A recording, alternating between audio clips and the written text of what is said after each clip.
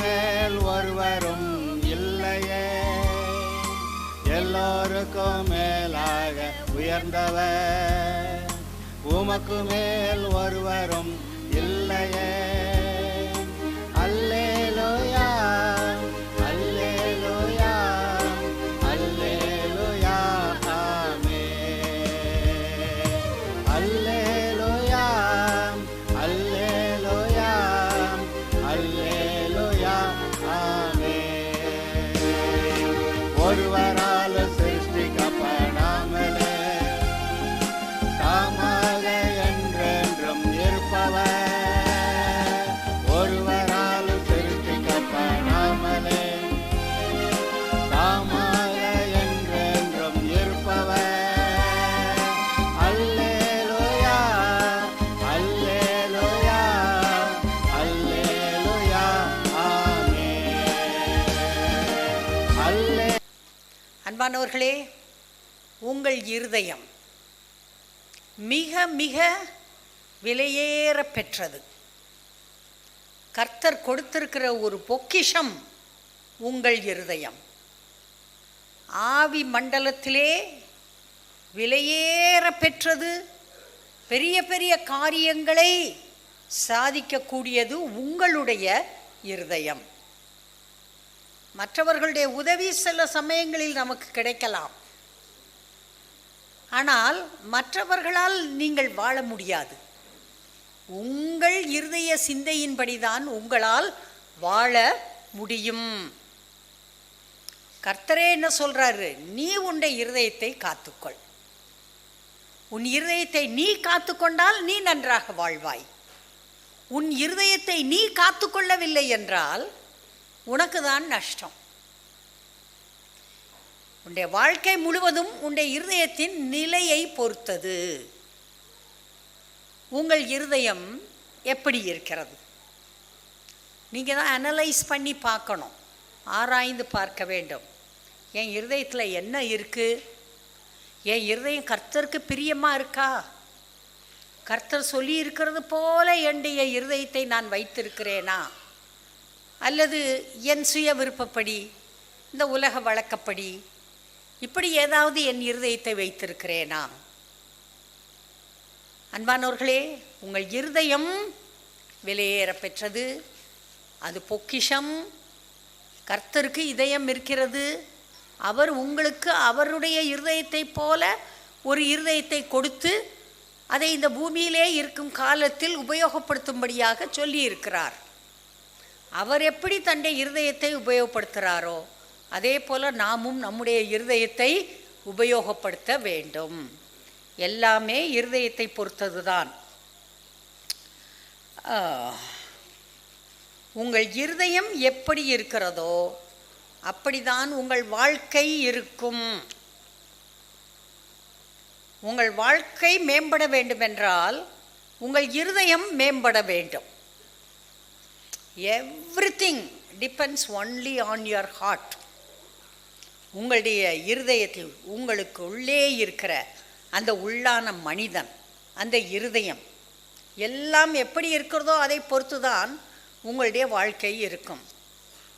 கணவன் மேலே பழியை போட்டு பிரயோஜனம் இல்லை, மனைவி மேலே பழியை போட்டு பிரயோஜனம் இல்லை, சமுதாயத்தின் மேல், சமுதாயம் மோசம் அது என்னை எப்படி மாற்றிருச்சு, கிடையாது. உங்கள் இருதயம்தான் முக்கியம். எவ்வளவு மோசமான சூழ்நிலையிலே நீங்கள் பிறந்து வளர்ந்து இருந்தாலும் உங்கள் இருதயத்தை நீங்கள் ஒழுங்காக வைத்துக்கொள்வீர்கள் என்றால் நிச்சயமாக நீங்கள் நன்றாக வாழ்வீர்கள். Never blame others for your conditions. நீங்கள் இருக்கிற நிலைமைக்கு அடுத்தவர்களை ஒரு நாளும் நீங்கள் பழிக்கக்கூடாது, பழி போடக்கூடாது. உங்கள் இருதயம்தான் உங்களுக்கு மிகவும் முக்கியம். இந்த இருதயம்தான் கிறிஸ்து வாசம் பண்ணுகிற இடம். ஆண்டவர் தலையில் உட்கார்ந்திருக்கல, கையில் உட்கார்ந்திருக்கல. ஆண்டவர் நம்முடைய இருதயத்திலே வாசம் பண்ணுகிறார். அதே போல இருதயம்தான் வசனம் தங்கி இருக்கிற இடம். வசனம் இருதயத்தில் வைக்கப்பட்டிருக்க வேண்டும்.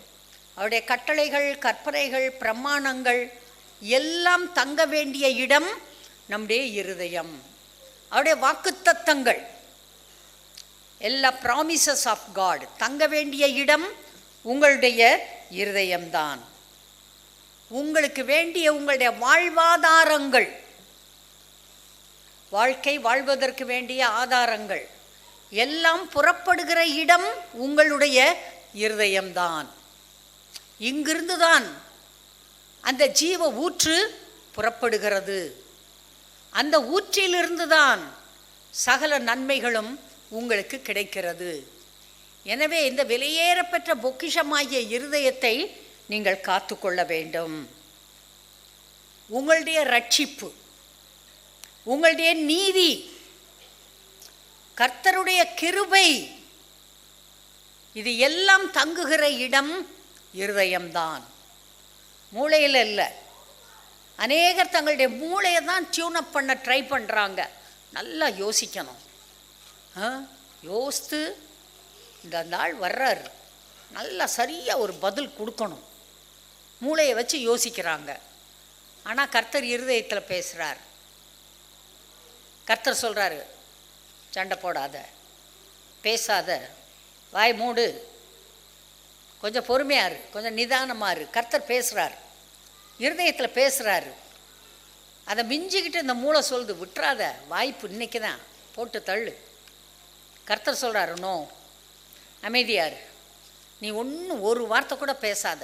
இருதயத்தில் பேசுகிறார். கர்த்தர் நம்மோடு பேசுகிற இடம் இருதயம். அதனால் கர்த்தருடைய பிள்ளைகள் தங்கள் இருதயத்தை எல்லா காவலோடும் காத்து கொள்ள வேண்டும். உங்கள் சரீரம் முழுவதற்கும் சுகம் கிடைக்கிறது எங்கிருந்துனா இருதயத்திலிருந்து தான் புறப்படுகிறது. அங்கேருந்து கர்த்தர் சொல்கிறாரு, காதை ஒழுங்காக வச்சுக்கோ, கண்ணை ஒழுங்காக வச்சுக்க, கை கால்களை ஒழுங்காக வச்சுக்க. கர்த்தர் சொல்கிறார், போதும் இதுக்கு மேலே சாப்பிடாத. கர்த்தர் சொல்கிறார். எல்லாம் இருதயத்திலிருந்து வருது. அதை கவனித்து செயல்பட்டால் நன்றாக இருக்கும். எல்லாரும் சொல்லுங்க, என் இருதயத்தை நான் எல்லா காவலோடும் காத்து கொள்வேன். இதிலிருந்து ஜீவ ஊற்று புறப்படும். என் வாழ்க்கைக்கு வேண்டிய எல்லாவற்றையும் கர்த்தர் செய்வார். ஹல்லேலூயா. தேவனால் எல்லாம் கூடும், உங்களாலும் எல்லாம் கூடும். விசுவாசிக்கிறவர்களால் எல்லாம் கூடும். விசுவாசம் எங்கிருந்து வருது? இருதயத்திலிருந்து வருது. எல்லாம் கூடும். Nothing is impossible for you. உங்களால் கூடாத காரியம் என்று ஒன்றுமே இல்லை. சொல்லுங்க பார்க்கலாம். கர்த்தர் எனக்கு நல்ல எதிர்காலத்தை வைத்திருக்கிறார், நல்ல சுகத்தை வைத்திருக்கிறார், நல்ல பலத்தை வைத்திருக்கிறார். என் பிள்ளைகள் நன்றாயிருப்பார்கள். என் பிள்ளைகளுக்கு எதிர்காலம் உண்டு. ஒன்றும் எங்களுக்கு குறைவுபடாது. எனக்குள் இருப்பவர் பெரியவர். இந்த உலகத்தில் இருக்கிற பிசாசை விட எனக்குள் இருப்பவர் பெரியவர். அவர் எனக்காக எல்லாவற்றையும் செய்து முடித்திருக்கிறார். அவரை விசுவாசிப்பது என்னுடைய வேலை. விசுவாசத்தை என் இருதயத்திலே காத்து கொள்ளுகிறேன். சரி, மத்தேயு 13ஆம் அதிகாரம்.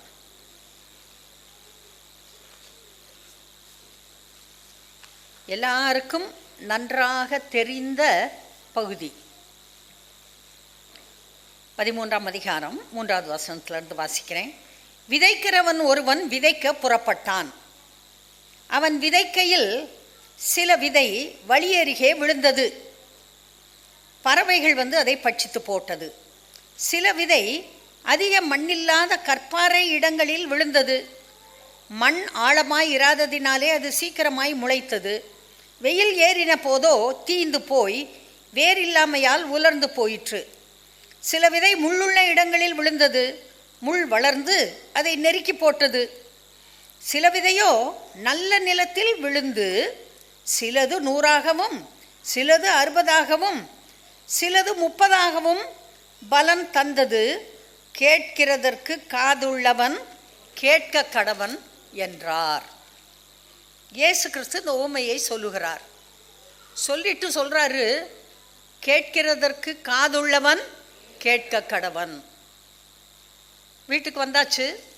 சீஷர்கள் அவர்கிட்ட வந்து கேட்குறாங்க, அதை நீங்கள் எங்களுக்கு விளக்கி சொல்லணும், எங்களுக்கு தெரியல.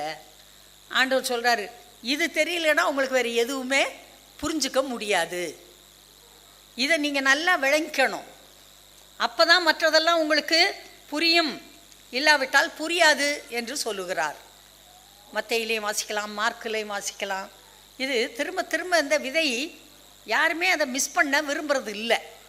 ரொம்ப அருமையான ஒரு உவமை. இப்போ அவர் சொல்கிறார் பாருங்க, 19வது வசனம். ஒருவன் ராஜ்யத்தின் வசனத்தை கேட்டும் உணராதிருக்கும்போது பொல்லாங்கன் வந்து அவன் இருதயத்தில் விதைக்கப்பட்டதை பறித்து கொள்ளுகிறான். அவனே வழியருகே விதைக்கப்பட்டவன். இருதயத்தை படிச்சுக்கிட்டு இருக்கோம். இருதயம்தான் நிலம். விதைக்கிறவன் வசனத்தை பிரசங்கிக்கிறவன். விதை வசனம், விதை வசனம். விதைக்கிறவன் பிரசங்கியார். நிலம் இருதயம். இந்த பிரசங்கத்தை கேட்கிறோம், பைபிளை வாசிக்கிறோம், வசனங்கள் போய் இருதயத்தில் விழுகிறது. விதையில் பிரச்சனை இல்லை.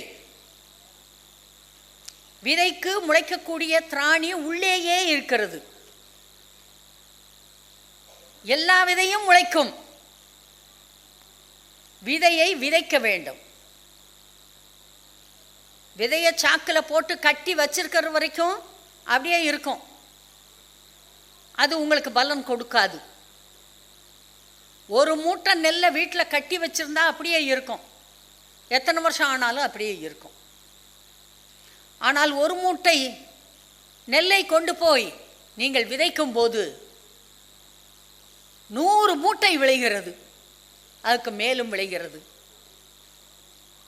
ஒரு மூட்டையை ஒரு வண்டியில் வச்சு தள்ளிட்டு போயிடலாம். அறுவடை செய்து கொண்டு வரும்போது ஒரு வண்டியில் வச்சு தள்ளிட்டு வர முடியாது. எக்கச்சக்கமான அறுவடை கிடைக்கிறது. அப்போ அதை கொண்டு வர்றதுக்கு பல வண்டிகள் வேண்டும். எல்லாத்துலேயும் போட்டு ஏற்றி கொண்டு வந்து சேர்க்கிறோம். அப்படித்தான் கர்த்தருடைய வார்த்தையாகிய விதை விதைக்கப்படுகிறது.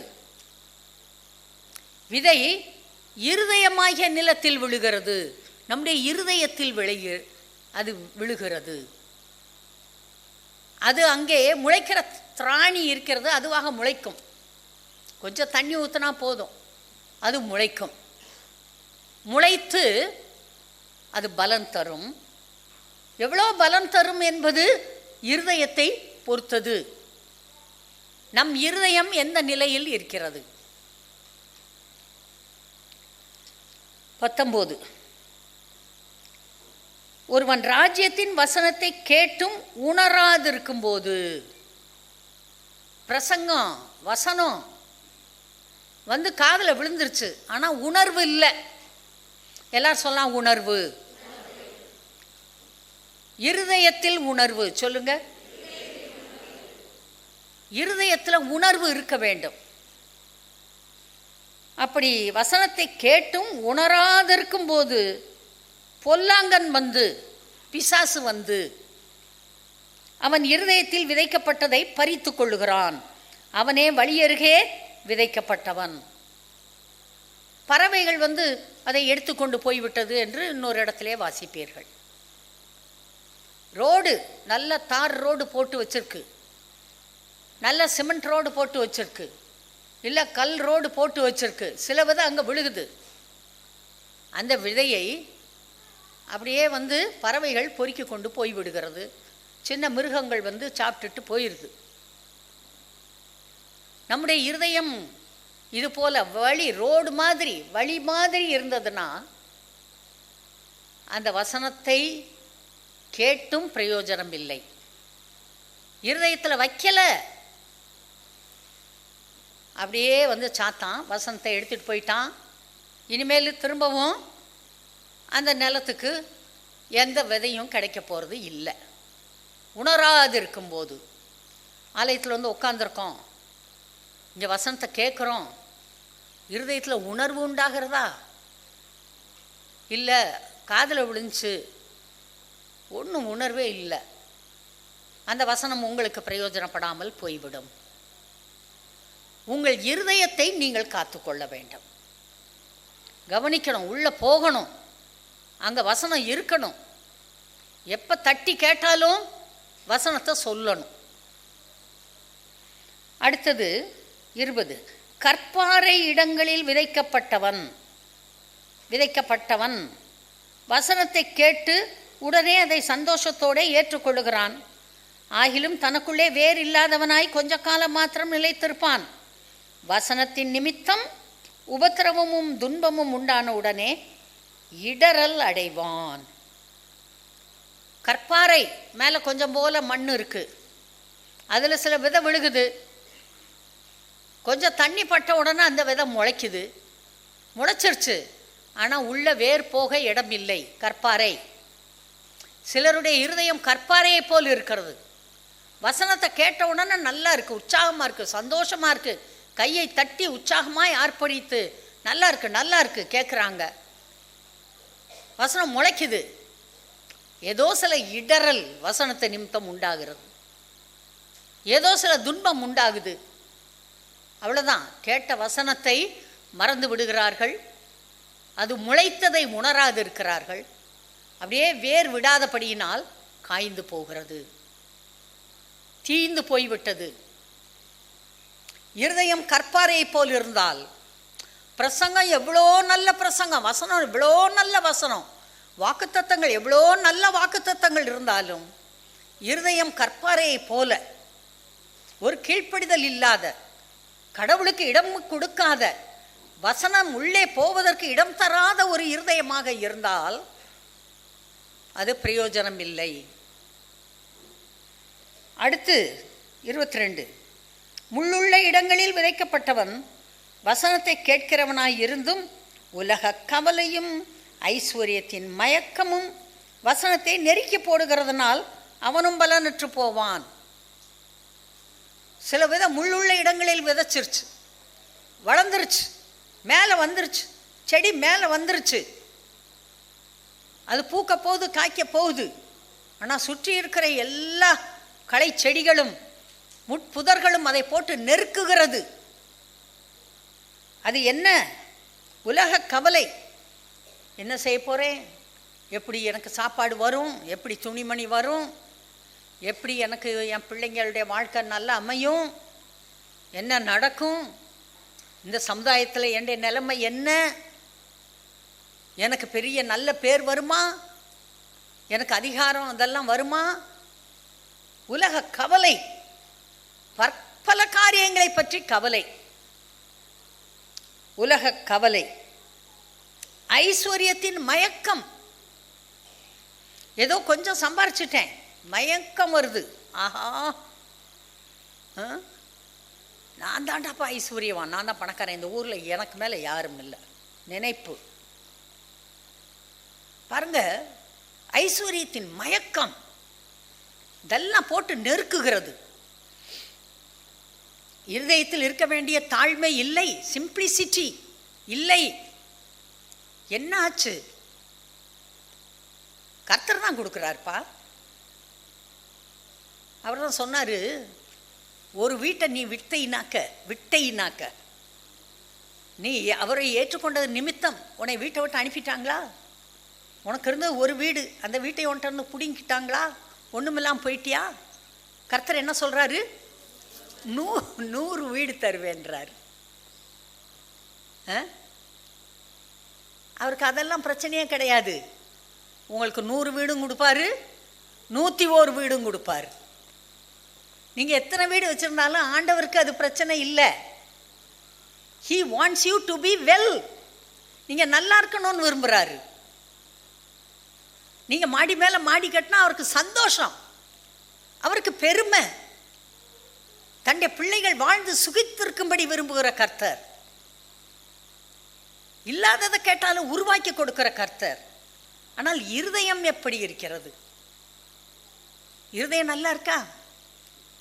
இல்லை உலக கவலையும் ஐஸ்வர்யத்தின் மயக்கமும் போட்டு ஆளை கிறங்கடிச்சுக்கிட்டு இருக்கா? நிச்சயமாக பிரச்சனை வரும், பலன் கிடைக்காது.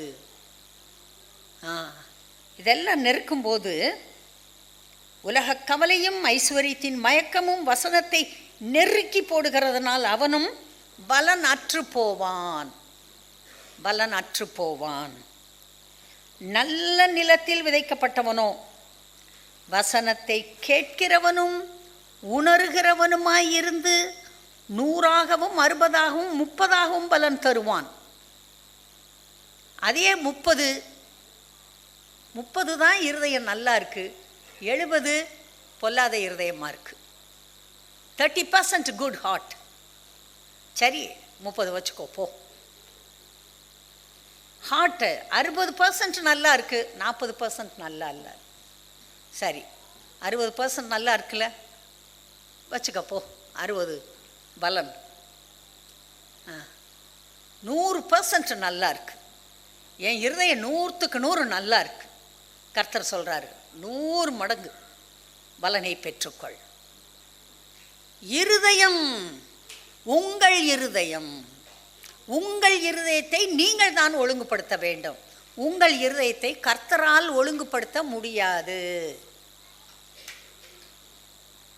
உணர்ச்சிகளுக்கு இடம் கொடுக்காமல், உலகத்திற்கு இடம் கொடுக்காமல், உலக காரியங்களுக்கு இடம் கொடுக்காமல், கர்த்தருக்கு இடம், கர்த்தருடைய வார்த்தைக்கு இடம். பைபிளை படிச்சுட்டு டக்குன்னு மூடிட்டு போகக்கூடாது. பைபிளை படிக்கிறப்ப ஒரு 10 வசனம் படிச்சுட்டு அதை அங்கே மூடி வச்சுட்டு கொஞ்சம் யோசித்து பார்க்கணும். என்ன சொல்லியிருக்கு, கர்த்தர் என்ன பேசினார் என்கிட்ட, கொஞ்சம் உட்காந்து கவனிக்கணும். உள்ளத்துக்குள்ளே பேசுவார். அப்புறம் திரும்பவும் திறந்து அடுத்த 10 வசனத்தை வாசிக்கணும். இப்போ என்ன கர்த்தர் என்கிட்ட பேசினார். சில சமயம் ஒரு வசனத்துக்கு மேலே போகாது, மூவாகவே முடியாது. அந்த ஒரு வசனத்திலேயே இருதயம் லயித்து போய் அங்கேயே இருக்கும். அந்த ஒரு வசனத்தையே அரை மணி நேரம் தியானிக்கிற மாதிரி ஆகி போயிடும். என்ன ஆண்டவரே இப்படி சொல்லியிருக்கீங்க, என்ன ஆண்டவரே இப்படி சொல்லியிருக்கீங்க, ஆண்டவரே இப்படி சொல்லியிருக்கீங்களே, ஆண்டவரே ஆண்டவரே ஸ்தோத்திரம் ஸ்தோத்திரம், நன்றி, எனக்கா செய்வீங்க, எனக்கா செய்வீங்க, என் பிள்ளைகளுக்கா செய்வீங்க, ஆண்டவரே ஸ்தோத்திரம், நன்றி ஆண்டவரே. ஓ நீங்கள் எவ்வளோ நல்ல கர்த்தர், எவ்வளோ அழகாக சொல்லியிருக்கீங்க, ஸ்தோத்திரம் ஆண்டவரே. வசனம் தாண்டி போக மாட்டேங்குது மனசு, அலே தியானிக்கிறோம். ஒரு வசனத்தை வச்சுட்டு சரி ஸ்தோத்திரம் நன்றின்ட்டு போயிடுறோம். அடுத்த நாள் திரும்ப எடுத்தால் திரும்ப அந்தையே வசனத்தை தேடுது கண்ணு, திரும்ப அதுக்கு தான் போகுது. என்ன ஆண்டவரே இப்படி சொல்லியிருக்கீங்க. கர்த்தராகிய இயேசு கிறிஸ்துவை மரித்தோரிலிருந்து எழுப்பி அவரிடத்திலே நடப்பித்த பலத்த சத்துவத்தின் வல்லமைப்படி என்னிடத்திலே நீர் காட்ட விரும்புகிற மேன்மையான காரியங்களை அறிந்து கொள்ள நீர் எனக்கு பிரகாசமுள்ள மனக்கண்களை கொடுக்க வேண்டும். என் கண்ணை திறந்து விடுங்க சாமி, எனக்கு பிரகாசமுள்ள மனக்கண்களை கொடுங்க. எனக்கு அது புரியணும், எனக்கு அது தெரியணும், அது நடக்கணும் ஆண்டவரே. கர்த்தராகிய இயேசுவை மரித்தோரிலிருந்து எழுப்பி அவரிடத்திலே நீர் எவ்வளோ பெரிய காரியங்களை செய்தீர், அதை என்னை வச்சு செய்வேன்னு சொல்லியிருக்கீங்க. எப்படி செய்வீங்க, என்ன நடக்கும்? ஐயோ எனக்கு ஜீரணிக்க முடியலையே, ஐயோ இது ரொம்ப, it is too big for me, இது ரொம்ப பெரிய காரியம், நான் ஏற்றுக்கிறேன், ஆனால் என்னால் அதை முழுங்க முடியலை. நீங்கள் அப்படி செய்ய போகிறீங்களா எனக்கு? எடுங்க எபேசியர்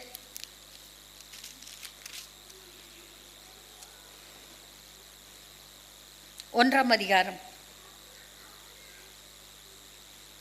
17 நம்முடைய கர்த்தராகிய இயேசு கிறிஸ்துவின் தேவனும் மகிமையின் பிதாவுமானவர் தம்மை நீங்கள் அறிந்து கொள்வதற்கான ஞானத்தையும் தெளிவையும் அளிக்கிற ஆவியை உங்களுக்கு தந்தருள வேண்டும். ஆண்டவரே, உம்மை நான் அறிந்து கொள்வதற்கான ஞானத்தை தாரும். உம்மை நான் அறிந்து கொள்வதற்கான தெளிவை எனக்கு தாரும். எனக்கு வேணும், தெளிவு வேண்டும்.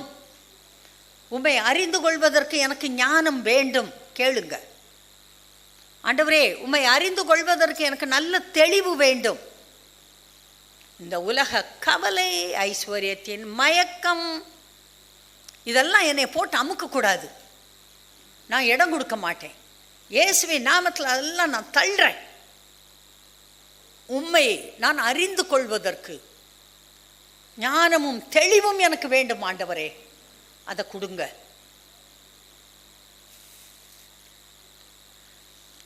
தாம், அதாவது தேவன் நம்மை அழைத்ததினாலே நமக்கு உண்டாயிருக்கிற நம்பிக்கை இன்னதென்றும். நீங்கள் என்னை கூப்பிட்டீங்க, அழைத்தீங்க, நான் வந்துட்டேன், ரட்சிக்கப்பட்டேன்.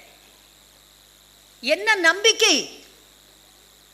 நீர் ஆண்டவர், ரட்சகர், தேவன், சிருஷ்டிகர்த்தா. எனக்கு என்ன நம்பிக்கை இருக்கு? நீங்க என்னை அழைத்தீங்களே, எதுக்கு அழைச்சிங்க? என்னை வச்சு என்ன செய்யணுன்றீங்க? நான் எப்படி வாழணுன்றீங்க? ஓஹோ, உங்க நோக்கம் என்ன ஆண்டவரே? என்னைய பத்தி எனக்கு நம்பிக்கை உண்டாகிற மாதிரி நீங்க எனக்கு பேசுங்க, எனக்கு புரிய வைங்க. நீர் என்னை அழைத்ததினால் எனக்கு உண்டாயிருக்கிற நம்பிக்கை இன்னதென்றும். அந்த நம்பிக்கை உங்களுக்கு பரலோகத்தில் வைக்கப்பட்டிருக்கிறதுன்னு வசனம் சொல்லுது. அது இருக்கட்டும். அதை நான் இங்கேயே உணரணும், அறியணும், தெரிஞ்சுக்கணும். அப்போ தான் நான் நிலச்சி எல்லா வெற்றியோடும் வாழ முடியும். அப்போ தான் அவர் செய்த காரியங்களை என்னால் செய்ய முடியும், அதை விட பெரிய காரியங்களை செய்ய முடியும்னு சொல்லிட்டு போனாரே, அதை என்னால் செய்ய முடியும். அதை விட பெரிய காரியங்களை என்று ஏன் இயேசு சொன்னார்? பொய் சொல்ல மாட்டார்ல, பொய் சொல்ல மாட்டார்ல. அந்த நம்பிக்கையை பற்றி நான் புரிஞ்சுக்கணும், எனக்கு தெரியணும். எனக்கு சரியாக விளங்கலை, எனக்கு விளங்க வைங்க ஆண்டவரே. நீங்கள் விளங்க வைக்காமல் இந்த இடத்த விட்டு எந்திரிக்க மாட்டேன். உட்காரணும், அதை தியானிக்கணும். பரிசுத்தவான்களிடத்தில் தமக்கு, அதாவது தேவனுக்கு உண்டாகி இருக்கிற சுதந்திரத்தினுடைய மகிமையின் ஐஸ்வர்யம் இன்னதென்று. இது என்ன? பரிசுத்தவான்னா நான் தான். எனக்கு உண்டாகி இருக்கிற சுதந்திரத்தினுடைய மகிமையின் ஐஸ்வர்யம். ஏ அப்பா, நான் பிள்ளையா இருக்கனால எனக்கு கிடைக்கிற அந்த சுதந்திரம், அது மகிமையுள்ளது, அது ஐஸ்வர்யம் ஆனது. ஐஸ்வர்யம்னா நீங்கள் பணத்தை நினைக்கக்கூடாது. எனக்கு நீர் என்ன ஹயர்ஷிப் கொடுத்து வாங்கி இருக்கிறீர், என்னை பிள்ளையாய் எடுத்துக்கொண்டீர், அதனால் எனக்கு மகிமை ஏதோ வைத்திருக்கிறீரே, அது ரொம்ப பெரியது. அது என்ன? அது நான் புரிந்து கொள்ளணும், அறிந்து கொள்ளணும். அது கொஞ்சம் எனக்கு என் மனக்கண்களை திறந்து விடுங்க, நான் புரிஞ்சுக்கட்டும். நான் இந்த பூமியிலே தடவி திரிஞ்சுக்கிட்டு இருக்கேன், நான் மேலே போக முடியலை. நான் இப்படியே தரையில் தடவி திரிஞ்சுக்கிட்டு இருக்கேன். எப்போ பார்த்தாலும் கன்ஃபியூஷன். நான் என்ன செய்ய போகிறேன்? எதிர்காலத்தை பற்றி எனக்கு ஒரு பயம். என் வாழ்க்கை இதோடு அப்படியே மூடி போச்சு அப்படின்னு நினைக்கிறேன். ஏன் நான் வாழணும்? எனக்கு இந்த பூமியில் வாழ இஷ்டம் இல்லை. சாவும் வரமாட்டேங்குது, செத்தா போதும். இப்படியெல்லாம் ஜனங்கள் பேசி கொண்டு இருக்கிறார்கள். எனக்கு முன்னேற்றமே இல்லை, எனக்கு யாருமே இல்லை, என் மேலே அன்பு காட்ட ஆள் இல்லை, எனக்கு மேலே அக்கறை காட்ட யாரும் இல்லை. உனக்காக மரித்த இயேசு இருக்கிறாரே, உன் பட்சத்தில் இருக்கிறாரே, உனக்காக இருக்கிறாரே, பிதாவிடத்தில் பரிந்து பேசி கொண்டு இருக்கிறாரே. ஏன் அந்த இருதயத்தில் அந்த வார்த்தையை வச்சு ஏன் சிந்திக்க கூடாது, தியானிக்க கூடாது? இல்லை அம்மா உங்களுக்கு நான் சொன்னால் புரியாது, என் நிலைமை எனக்கு தான் தெரியும், எனக்கு செத்தா போதும்னு இருக்கு. இன்னும் உங்களுக்கு எல்லாம் இருக்குது, நீங்கள் இப்படி பேசுவீங்க. ஆனால் எனக்கு அப்படி இல்லை, எனக்கு யாருமே இல்லை, என்கிட்ட அன்பாக பேச ஆள் இல்லை, விசாரிக்க ஆள் இல்லை, சாப்பாடு கொடுக்க ஆள் இல்லை, அக்கறையாக நடத்த ஆள் இல்லை, துணி வாங்கி கொடுக்க ஆள் இல்லை, என்னை கையை பிடிச்சி கூட்டிகிட்டு போக ஆள் இல்லை, எனக்கு அன்பு காட்ட ஆளே இல்லை. என்னை ஏன் இந்த பூமியில் பிறக்க வச்சாருன்னு நான் தெரியலை, ஏதோ பிறந்து தொலைஞ்சிட்டேன். ஆனால் ஒன்று, எப்படியோ ஒரு கோயிலுக்கு யாரோ கொண்டு வந்து விட்டாங்க, உட்காந்துருக்கிறேன். இந்த கோயிலுக்கு வர்றதுனால கொஞ்சம் மூச்சு விட்டுக்கிட்டு இருக்கேன். அப்படி சொல்கிறீங்களா? உங்களுக்கு நற்செய்தி, அவர் உங்களை தன்னுடைய சொந்த பிள்ளையாய் ஏற்றுக்கொண்டிருக்கிறார். நீங்கள் மகிமையின் மேல் மகிமை அடைவீர்கள். நல்ல எதிர்காலம் உண்டு. நல்ல கர்த்தர்கிட்ட மட்டும் போய் உட்காந்து ஜெபிச்சு கர்த்தர் காட்டுகிற வழியிலே நடக்க மட்டும் கற்றுக்கொள்ளுங்கள். கொஞ்சம் நேரம் அதிகமாக செலவு பண்ணுங்க, கர்த்தரோட தனியாக உட்காருங்க. கர்த்தாவே உங்ககிட்ட வந்திருக்கேன், அழுகணும் போல் இருந்தால் அழுது கொட்டுங்க, அதோடு விட்டுருங்க, அழுது முடிச்சிடணும். அழுது முடிச்சுட்டு நான் விசுவாசிக்க போகிறேன். ஏங்க நான் எத்தனையோ தடவை அழுது கொட்டிட்டு முடியாது, நான் விசுவாசிக்க போகிறேன்னு எந்திரிச்சிருக்கேன் எத்தனையோ தடவை. சில காரியங்கள்லாம் சொல்ல முடியாது, வெளியே சொல்ல முடியாத காரியங்கள், சில காரியங்கள் சொன்னாக்க வருத்தப்படக்கூடிய காரியங்கள் அப்படி இருக்குது. அழுது முடிச்சிட்டனோ, இனி நான் அழப்போகிறதில்ல. இந்த உலகத்தில் இருக்க பிசாசை விட எனக்குள் இருக்கிறவர் பெரியவர், எனக்காக பிதாவிடம் பரிந்து பேசி கொண்டு இருக்கிறார். அவர் இருக்கார், அவர் உங்களை வழி நடத்துவார். இருதயத்தை மட்டும் சரியாக வைத்து கொள்ள வேண்டும். ஆனால் பிசாசு வந்து எப்படியாவது இந்த இருதயத்தை உங்ககிட்ட இருந்து பிடிங்கிறணும், அதை கல் மாதிரி மாற்றிடணும், அதை ரோடு மாதிரி பாதை மாதிரி மாற்றிடணும். அது 30% கீழே தான் எப்பையும் ஒழுங்காக இருக்கணும், 60% தான் ஒழுங்காக இருக்கணும்னு அவன் கங்கணம் கட்டிட்டு வர்றான், கண்ட சிந்தையும் போடுறான், தேடி தேடி சிந்திக்க வைக்கிறான். ரொம்ப தப்பு. சொல்லணும், எல்லா காவலோடும் என் இருதயத்தை நான் காத்துக்கொள்வேன். எங்க சொல்லுங்க, எல்லா காவலோடும் என் இருதயத்தை நான் காத்துக்கொள்வேன், 100க்கு 100 பலன் பெறுவேன். 99 அல்ல, 100க்கு 100 நான் பலன் பெறுவேன். பாருங்க, அவர் நம்மை அழைத்ததினாலே நமக்கு உண்டாயிருக்கிற நம்பிக்கை இன்னதென்றும், பரிசுத்தவான்களிடத்தில் அவருக்கு உண்டாயிருக்கிற சுதந்திரத்தினுடைய மகிமையின் ஐஸ்வர்யம் இன்னதென்றும், அவர் கிறிஸ்துவை மரித்தோரிலிருந்து எழுப்பி கிறிஸ்துவிடத்திலே நடப்பித்த அவருடைய பலத்த சத்துவத்தின் வல்லமைப்படியே விசுவாசிக்கிறவர்களாகிய நம்மிடத்தில் காண்பிக்கும் அவருடைய வல்லமையின் மகா மேன்மையான மகத்துவம் இன்னதென்றும் நான் அறியும்படிக்கு அவர் எனக்கு பிரகாசமுள்ள மனக்கண்களை கொடுக்க வேண்டும் என்று வேண்டிக் கொள்ளுகிறேன். ஒரு பேப்பரை எடுங்க, தாம் இருக்கிற இடத்துல எல்லாம் தேவன் எழுதுங்க, அவர்னு எழுதியிருக்கிற இடத்துல எல்லாம் கிறிஸ்துன்னு எழுதுங்க, அப்புறம் நீங்கள் அப்படின்னு போட்டிருக்க இடத்துலாம் நான் எழுதிக்கங்க. ஒரு பேப்பரில் எழுதிக்கிட்டு அதை வாசித்து பாருங்க. இதை டைஜஸ்ட் பண்ண முடியாது, ஜீரணிக்க முடியாது. கிறிஸ்துவை மரித்தோரிலிருந்து எழுப்பி, அதே ஒரு பெரிய அதிசயம். செத்தவர் உயிரோடு எழும்புறது அதிசயம். 3 நாள் கழித்து லாசரு எழும்புனான், திரும்ப அவன் செத்து போயிட்டான்.